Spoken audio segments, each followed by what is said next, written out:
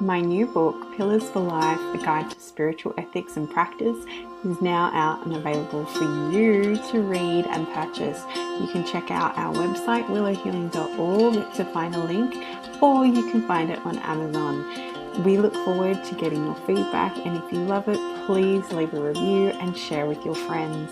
Now it's time for the show.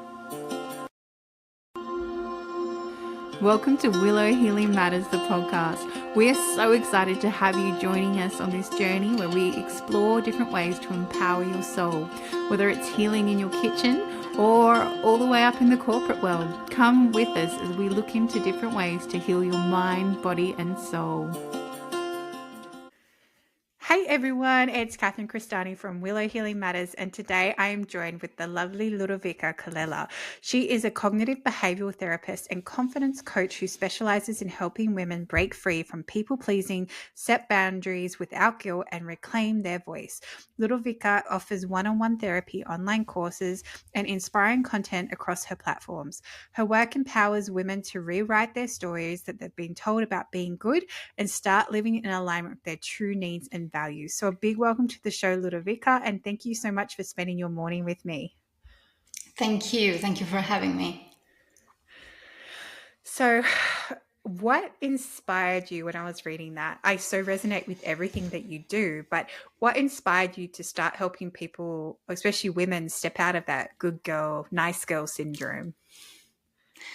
Well, that's interesting because what I do is actually what I lived, what I have experienced in my life, and probably that's what happens to many people. I was basically growing up in my family. I was basically groomed to care.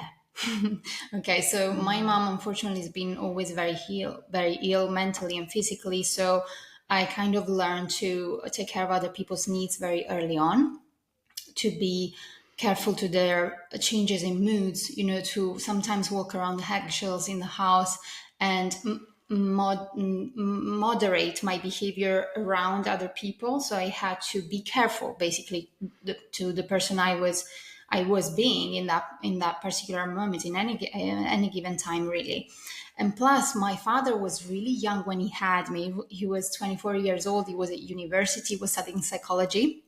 So when he had me, he had to drop out of university and just go to work, really, because we needed the money. And so he always told me about psychology. Really, it was an everyday conversation. So that, together with the fact that I had the knowledge, I had the books, I had constant conversations about psychology, I think it kind of made me more inclined, I guess, to care for others, to listen, and to be that person who could emotionally support. Now, this is a bit controversial, and it's something that I had to work on in my life, because obviously I trained as a therapist. I love my job. And then I decided to move more into coaching because I realized at some point that I was so wired to connect to people via their pain, if that makes sense. And so I was very empathic. I'm still very empathic, but now I have boundaries. That's the difference. And so before, with lack of boundaries, I guess I got too involved into other people's lives, too involved with their pain. I felt like I had to help them in any way possible. I had to manage their emotions, otherwise I would lose myself. So the relationships with others, which then at some point also became my job, right? Became my way of existing. That was me. I was the person that only existed for others. And so obviously that at some point I realized that wasn't really good for my personal relationships. So I guess that was the main trigger initially. I started realizing that I was attracting people who needed healing.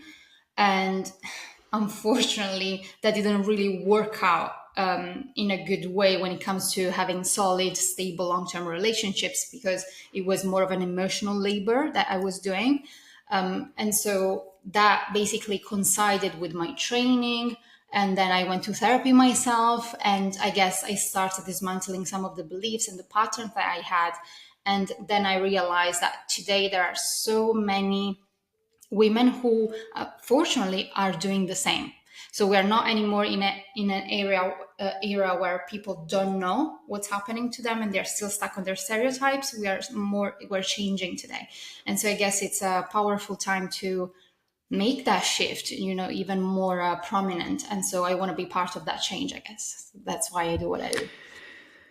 Yeah, and I think it's so beautiful how you related to a lot of things that happen in our childhood set us up for those behaviors that we still carry on as adults, not realizing Yeah.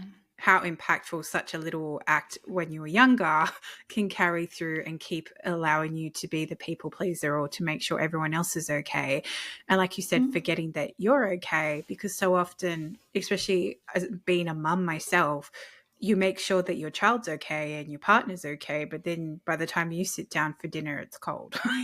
Like it's Yeah. like there needs to be a shift in that mindset, right? It's like, no, actually, I want to eat my dinner warm and I want to, we can all sit down together and eat at once rather than everyone else is okay. Then I think about myself.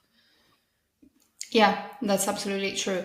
And as a child, when you find yourself in situations where, well, my parents were divorced, so I was living alone with my mom, and being very ill. Obviously, it was just me and her. So the paternal role that she had, or she, let's say, was supposed to have, her leadership, let's put it that way, was put into had basically didn't have the role that she was supposed to have. So I became the parent at some point. And so this is very Mm. common with people pleasing. And sometimes, even when my clients come to the sessions, they don't realize immediately that they have been groomed to care for other people early on because they have been parentified children.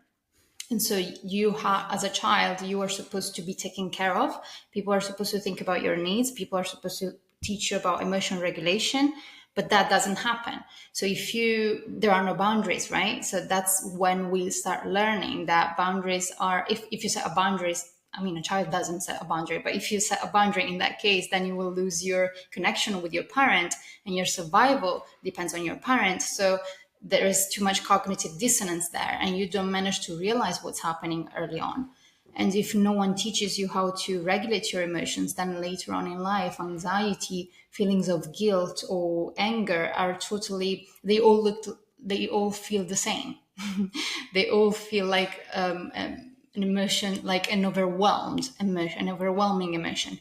And so that's why it's very important for people pleasers not just to set external boundaries, but also to set internal boundaries and realize what's theirs and what's not theirs when it comes to empathy, because they feel a lot, right? People pleasers feel a lot Mm. because they're like sponges. And because of what Yeah. we just said, they don't have the external boundaries, but they don't have the internal boundaries of knowing what's theirs to carry. So they end up carrying everything, which is very tiring as well. Exactly. Yeah, and I can fully resonate with your story about parenting the parents because I remember when I was younger, um, I was the one making lunches for everybody at like, I was in like year one or two, so I was like 7 or 8.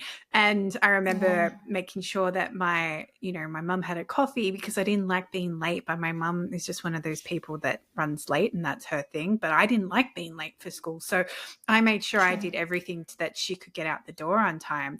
And it was only like as I went up through life and I'm like, God, why am I trying to fix everything all the time?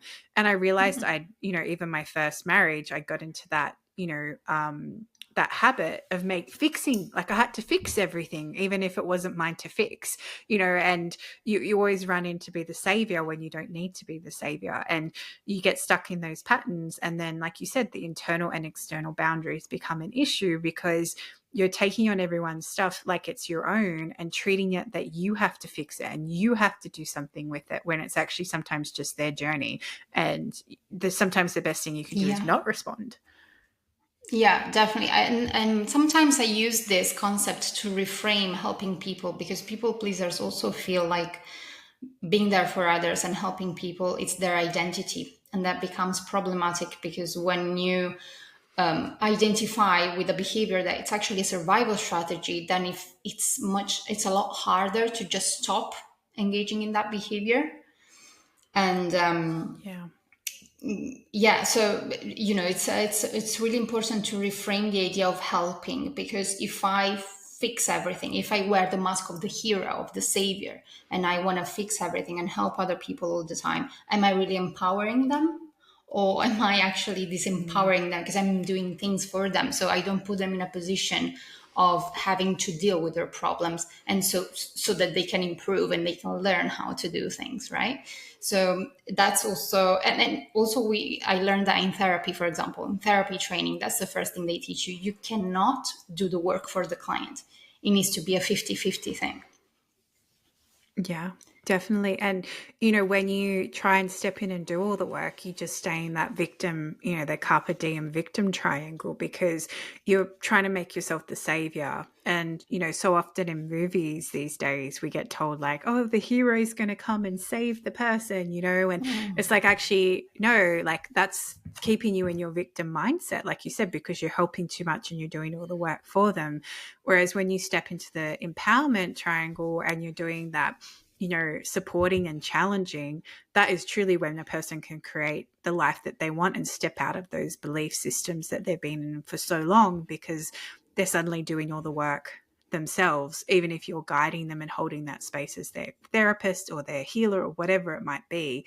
It's still guiding them to find that power in themselves and to rediscover their voice and rediscover who they are at that deeper level.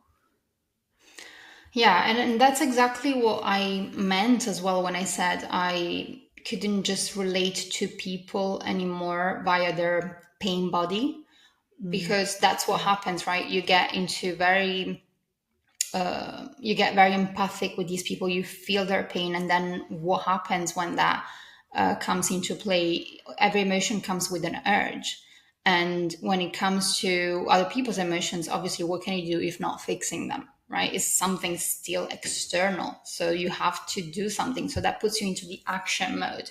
So you were on the feeling mode, now you are in the action mode, and you need to make these emotions go away. How do you make them go away if not by helping others, in a way that, though, goes into fixing, trying to fix, trying to Mm. change them, trying to do the emotional labor for them, managing them emotionally, which is tricky because then it puts us in a position of becoming that savior, that hero, and the other person stays into their position of victim, of person who Yeah, suffers. And so then that's exactly. codependency, right? That's codependency Yeah. essentially. I need you to fix my problems, but also the fixer needs the victim, quote unquote, to feel important. So that's why Yeah. it's codependency can be so symbiotic and so entangled and very difficult to immediately recognize, because initially it feels like a good positive relationship, but long term, obviously, lots of problems start showing up. But because these two people aren't just relating via these scripts, they are these scripts. They believe they became these people. Then their identity is completely tied to their behavior, and so that's why it becomes difficult to dismantle. Yeah, 100% agreed. And it's sometimes it is sometimes if you're stuck in the story and, like you said, trying to dismantle it, it can be really difficult because you are living this script 100%, Ludovica, because you can't see any different because you're inside it and you're always in it. So it makes it really hard to see what's going on too, because you're living and embodying it, and it's really hard to always be able to step out of it. And it might just be that little intuition or urge saying something doesn't feel right and I don't know what it Yeah. is. And that can be the curiosity then leads to people to finding people like yourself or start to ask questions and see why you do things. Why do I always do that? It just sometimes those compassionate inquiry can be so powerful in changing and finally seeing the patterns that you're stuck in. Yeah, I love when that happens because it means that the person started developing a relationship with their Awareness. intuition. Yeah. Yeah. And people pleasers are so disconnected by their own intuition. So they're connected to their emotions via the empathy that they feel for others, but they are not connected to their own intuition. So when they have like some sort of awareness coming, like a light bulb moment. They don't always feel like, oh, I should probably listen to this gut feeling. It's more the case of, okay, so I should probably listen to this gut feeling, but then let me revert back to my old behavior. Because that's when, self-trust gets built, when you listen to yourself and you align your actions on based on your gut feeling. If you ignore your gut feeling, if you ignore your intuition, your own emotions, basically you're more easily conditioned. And that is basically the theme also of today's podcast, is conditioning, because essentially people Mm. pleasing is conditioning. And every time someone tells me I'm a bit of a people pleaser, I try to reframe that with, you were conditioned to be like that, because no one is born a people pleaser. We become people No. pleasers. And the more you Yeah. abandon yourself, and that's how it happens basically. Yeah, and it's so interesting you say that you're not born a people pleaser, because it's funny, because my husband and I noticed that my son kept coming and asking us what we thought of something. And we're like, this is really weird, because it was stepping into that people pleasing behavior. Like, do you like it? Do you like it? And then we're like, and then the most powerful thing we learnt was just asking him, well, what do you think of it? And then he's actually evaluating his own work, and it's kind of stopping that pattern and belief system starting to evolve, because we were like, this is really interesting, and where has this come from? But at the same time, we kind of condition children to have that reward thing, like you get finish Yeah. your work at school, you get a sticker, all those sorts of things, and there's no that intrinsic reward. You're always trying to please somebody else. Yeah, that's very true. And that is a big problem, because obviously children don't challenge adults. Children just see and hear and they absorb. It's Exactly. very difficult for a child to just say, that's not right, or that's what I want. I mean, they need to develop a fully solid sense of self in order to do that, but that takes years. So children are dependent on the adult, wherever adult might be. Now, obviously, we're talking about parents, but also when they go to school, they're dependent on the teacher approval, what the teacher says. And so they grow up believing they have to be something to be accepted or to be approved or to be liked. They have to perform Yeah, basically, and people pleasing is a sort of performance. So it's very good that you are bringing that back onto them, and telling them, exactly. actually making them believe, making them think that's you also matter. It's not just what other people think or believe. Yeah, exactly. And it circles back to when you initially shared your story about, you were taught to always care for other people, but you forget to check in with yourself too. So I guess if people are listening, Ludovica, and they're curious about how to kind of recognize their own people pleasing behaviors, or almost how they can start maybe taking actions to step out of it, is there anything that you recommend they start to do? So, well, if you find yourself saying yes, even when you want to say no, or being extra polite instead of being honest and authentic, if you smile through pain, if you don't want to be a burden to people, if you don't talk about your problems, if you prioritize other people's needs over your own, if you are the person, oh, that's a big one. If you're the person who says, wherever it's fine, I'm the flexible one, I can adapt myself. Maybe there is a little bit of people pleasing, because that's also something else. People pleasers are adaptable, because that's the phone response. You are meant to be adaptable in that moment, because when you feel like your safety is threatened, and if your safety depends on not disappointing other people, then you will shrink yourself in order to maintain the relationship. So if you find yourself at any point shrinking yourself in order to maintain a relationship, that's people pleasing, that's happening. And Mm, obviously we want to also pass the message that it's fine to compromise in relationships. Okay, so it's compromising is not shrinking. It's very different. It depends on really how you communicate. And we talk so much about setting boundaries, when it comes to people pleasing. But the reality is that when people pleasers are interacting and they're maybe aware of their pattern, but they don't know how to change it, they feel like it's their default way of being. So when they find themselves, like, let's say, in a high stakes situation, like the people pleasing mask just comes on, like they can't do anything. It's a reflex. So it can feel quite discouraging for someone to know that they are a people pleaser, but not to know how to change it. So obviously there are certain relationships in our lives that do feel safe. Other relationships do not feel safe. And usually these relationships that do not feel safe are the relationships that will fall out once we start setting boundaries. But the relationships that feel safe will grow stronger. So that's how we can start experimenting with saying no, with listening to our needs, and maybe putting our needs first as well. That's when we can experiment with voicing our opinions and preference without fearing necessarily the risk of a conflict or a disagreement, with relationships that feel safe. And obviously you will do that step by step. You're not going to start from one day to another just becoming another person. That's not possible. That's not even expected. And it's not going to help you sustain the change in the long term. So start small, start with low stakes situations and relationships that feel safe. Yeah, that's such beautiful advice, because sometimes when we take the micro risk, it just helps build our courage and our confidence to start to reclaim more and more of ourselves. And through that, then you almost learn to trust your intuition again and build that self-trust like you were talking about. And then once you get more confident, then you do the big leaps of faith. You do like leave relationships, and sometimes you just feel the energy shift and you know it's no longer meant for you anymore. And when you Yeah. get really clear on what your boundaries are, sometimes you don't even have to do anything and the people will fall out of your life anyway because they don't Yeah. like or they don't understand the new you. Yeah, well, sometimes people need an adjustment period, so let's give them the benefit of the doubt.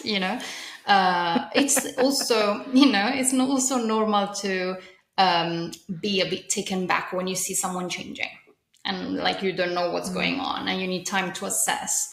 Because that can also be triggering for people. People also have a fear of abandonment, so you could be the trigger in that case. But that is all part of the healing, and that ties into what we were saying. You cannot manage other people's emotions, other people's problems. You have to sometimes be a trigger for others so other people can work on themselves. Otherwise, everything stays stagnant and static, and you cannot be yourself, and they cannot work on themselves. So that's it, right?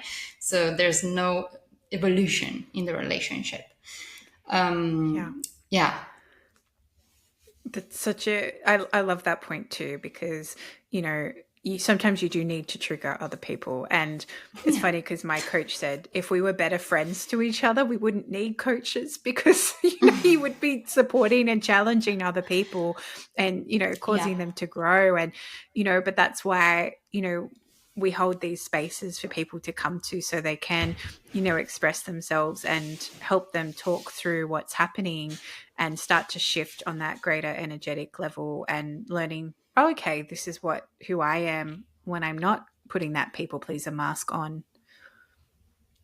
yeah. It's important for people pleasers to start experimenting themselves outside this mask, because it is a social mask, and most times we realize that there is a disconnection. Mm, Initially, we might ignore the disconnection, then when we may be in denial about the disconnection, but when we start realizing really it's something you can't unsee. So you will be at some point led to change. Especially nowadays, there's so much information out there, and you can really do so much even just with a Googling session, and you can learn about people pleasing and how what it is and how to change it. There are so many people out there really that you can find support with, but it's important also to understand that the world needs to be gradual, and people pleasers sometimes are also perfectionists. So I don't want people to believe that they have to change completely their lives in order to heal, because that's not it. They can start small, and they can maybe start by recognizing some of their main rules. Some rules mm, are like I need to be liked all the time, and therefore I need to avoid disagreements. Or I need to put people first all the time. I need to make people happy all the time. And if I disappoint people, then I lose love and connection. So these are usually the main ones. Yeah. So, so I'm just having these moments flashbacks in my life before I realized that that was what I was doing, because I resonate with some of those so much, because you're like, oh, hang on, relating to that story of being the fixer, you're like, oh, hang on, what about me in this equation? Like where have I Yeah. actually factored myself in? And as we start to finish our time together, Ludovica, if you could heal or change something in the world, what would it be? Well, since we are talking about conditioning, I feel very strongly about this patriarchal system that we live in. And why I mention this, because obviously, I talk about the good girl syndrome, and I don't want to pass the message that it's only women people pleasing, because it's also men people pleasing. But for some reason, there is the idea that women are more wired towards caring for others. And there are some theories out there that affirm that. That's not necessarily true, completely true, because that would also mean that men are not wired to care. And I have a problem with that narrative. So I don't want to put that out Yeah. there. But also, that comes from the idea that women just produce more oxytocin hormone. So they are wired to care, to be empathic, to bond more easily. But also, then it's society that shapes us, it's family that shapes us.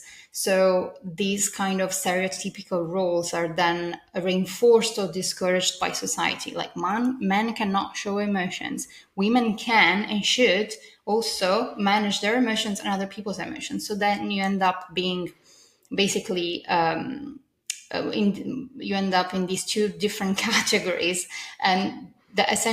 essentially are social masks. So that's what they are. Yeah. So if I could heal one problem, would be gender differences and patriarchy. Actually, that's two problems, but you know what I mean, like they link. Well, I guess it would be summarized as equality. Like everyone has their own roles, right? But at the same Yeah. time, it would be just being seen as, yeah, everyone has emotions, and yes, we might be more, that caretaker role, but at the same time, it doesn't mean that's the default role either.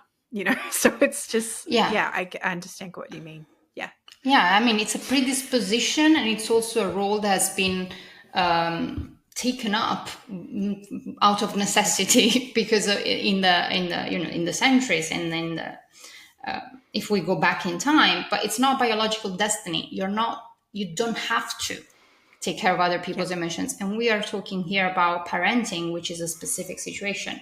But when it comes to people pleasing, it's not just parenting the issue. If that was only parenting, that would be a total different problem. But it's not. It's not exactly. parenting. It's everything. So people pleasers please other people, although they attempt, let's say, to please other people to maintain love in their lives. And that's a behavior that is not out of authenticity, it's out of fear. So the question then Mm. is, if I wasn't afraid of losing this person, what would I say? How would I be? What would I do? Because that's the question that can maybe start sparking some reflections or triggering some shift. Exactly. Exactly. And it's just like sometimes, you'll have one statement said to you and it can be enough to turn your whole world upside down because it triggers you and just hits that point. But you need to hear it too. So, being curious about it can be really powerful. And where can people find you if they want to come work with you, Ludovica, or if they want to know more about what you do? So I have a website, and there's also an interesting blog there about people pleasing. So if people want to get some more info, familiarize themselves with the topic, they can go on my website, which is lu dash coles. So that's cole.com. And then I'm also quite active on my Instagram. That's Ludovica, my name, underscore Colella, my surname, underscore coaching. Perfect. And I'll make sure to include those in the show notes as well so everyone knows where to Thank find you. you. So Thank thank you. you so much for sharing your journey and just some ways that you can start to ask those questions to step more into your power so that you can step out of that role that you might not even believe that you're in. But if this is triggering things for you, then I'd start asking more questions as well. Yeah. Yeah. Thank you so much, Catherine. It was a pleasure. All right. Thank you for listening to Willow Healing Matters, the podcast. We have so much love and gratitude that you have taken the time out of your day to empower you on your healing journey. The views shared by the person being interviewed might not necessarily reflect that of the host and should be used at your own discernment. Trust what resonates for you and follow your heart and soul guidance. If you have any underlying medical conditions or mental health issues, please consult with your healthcare provider before pursuing any of the recommendations. Likewise, you can always contact the person being interviewed to find out more information. This can be found in the show notes. Remember to activate, align, heal, empower, and find love in everything that you do.